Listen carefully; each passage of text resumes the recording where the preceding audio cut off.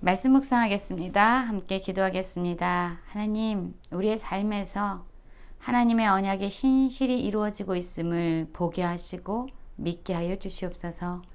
예수님 이름으로 기도했습니다. 아멘.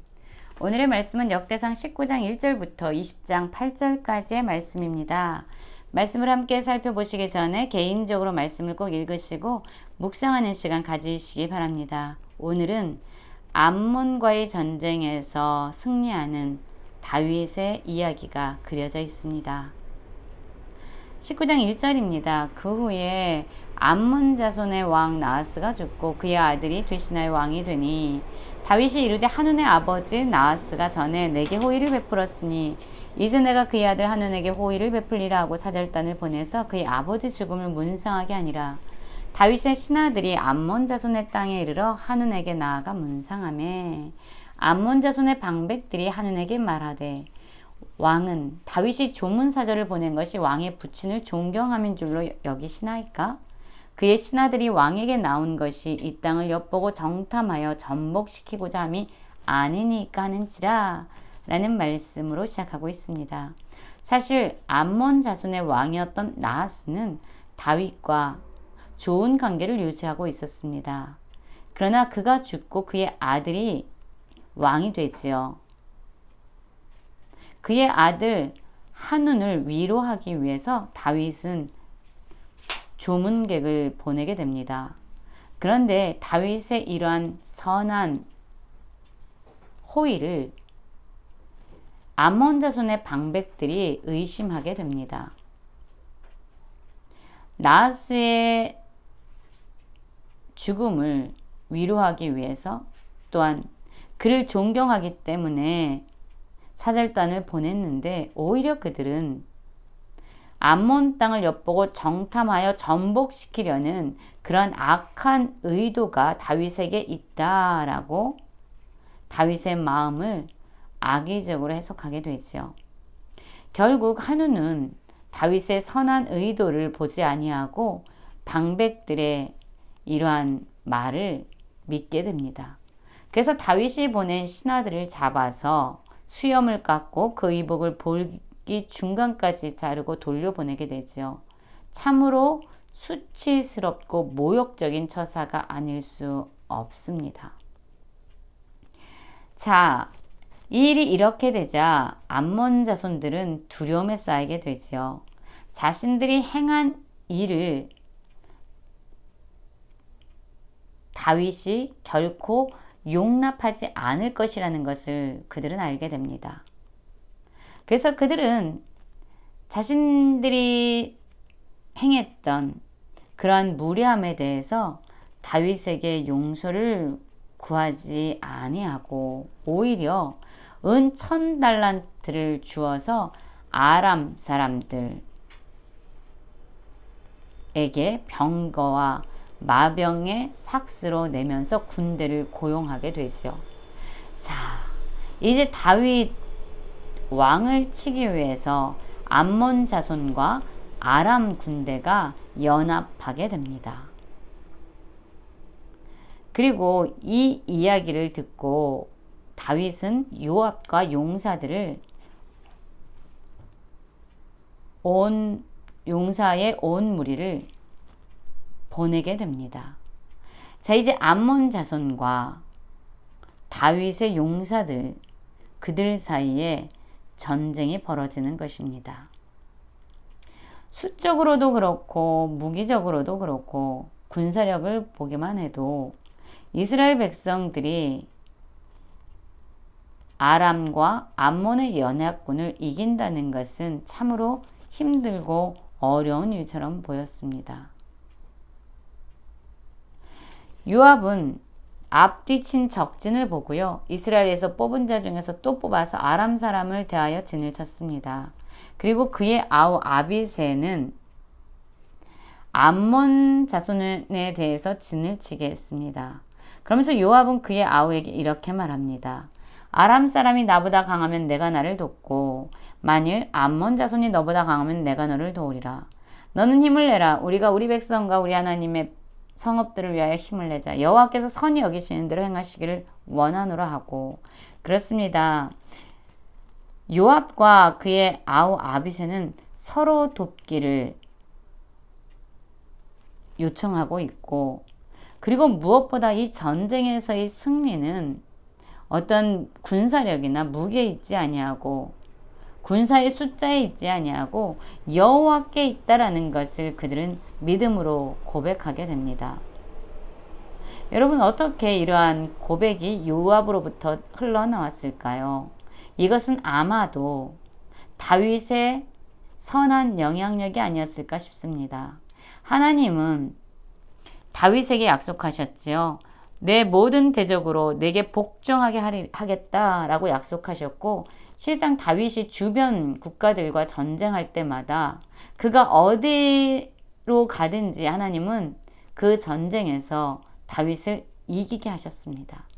상황이 어떠하든 환경이 어떠하든 상관없이 하나님은 다윗에게 주신 자신의 언약을 신실히 이루시는 분이었습니다. 그리고 다윗은 그런 하나님을 신뢰했고 전쟁에서의 승리는 오직 하나님께 달려있다라고 그는 믿고 모든 전쟁에 나아갔던 거죠. 그리고 그러한 다윗의 믿음을 요압과 그의 군사들이 보고 배웠던 겁니다.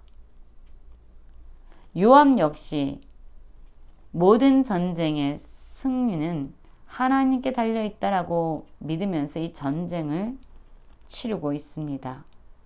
결과가 어땠을까요? 요압과 그 추종자가 싸우려고 아람 사람 앞에 나아가는데 그들이 그 앞에서 도망을 하는 겁니다. 힘들이지 않고 전쟁에서 승리를 얻게 되지요. 어떻게 가능할까요? 바로 하나님이 그곳에 함께 하셨기 때문입니다. 또한 암몬 자손은 아람 사람이 도망함을 보고 그들도 요압의 아우 아비새 앞에서 도망하여 성읍으로 들어가게 되지요. 전쟁에서 승리하게 하시는 하나님의 놀라운 일하심이 오늘 말씀 속에서 그려져 있습니다. 여러분, 세상은 또한 사단은 하나님의 백성을 넘어뜨리고 무너뜨리게 하기 위해서 끊임없이 전쟁을 걸어옵니다. 그것도 서로 연합해서 하나님의 백성을 멸절하려고 끊임없이 전쟁을 걸어옵니다.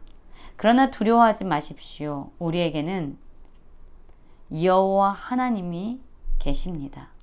하나님은 그의 백성들이 어디로 가든지 하나님을 믿고 의지하는 자들에게 승리를 약속하고 계십니다.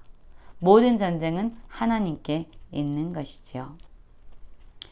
자, 아람 사람들이 이스라엘 앞에서 자신들이 패하였음을 봅니다. 그런데 여기서 전쟁을 멈추지 아니하고 오히려 사신을 보내서 강 건너편에 있는 아람 사람을 불러내는 겁니다. 그래서 하닷에셀의 군대 사령관인 소박이 그들을 거느리면서 같이 연합해서 다시 다윗과 전쟁을 하기 위해서 진을 칩니다.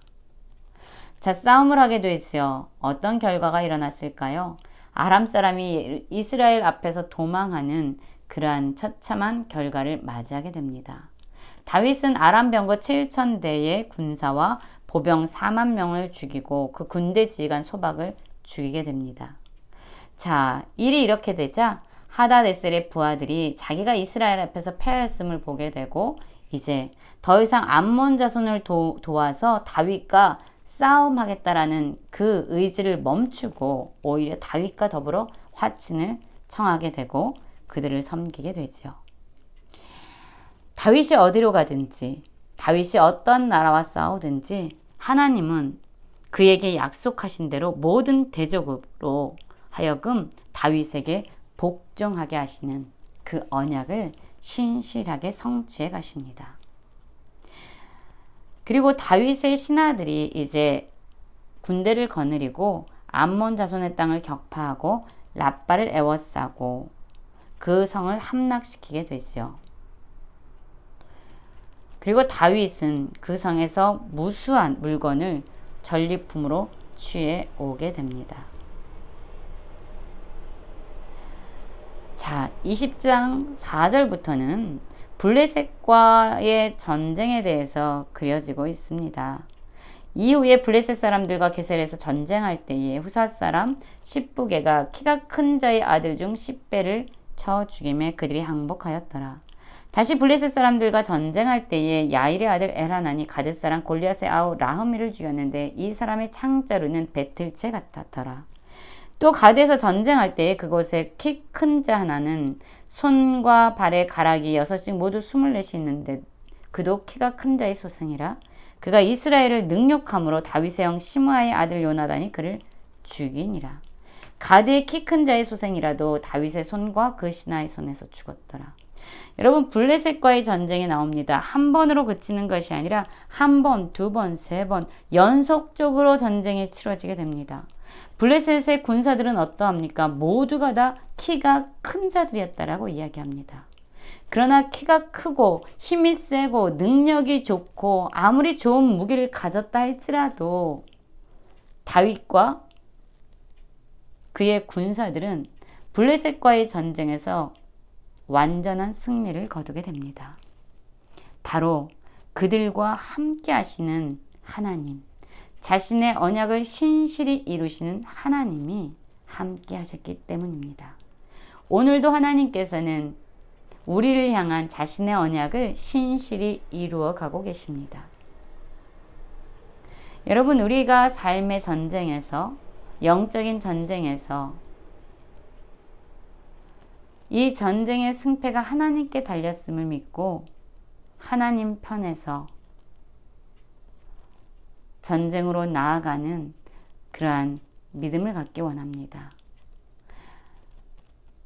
모든 전쟁에서 승리를 약속하신 하나님과 함께 오늘도 완전한 승리를 누리며 기쁨 가운데 살아가는 모든 성도님들 되시길 간절히 기도합니다.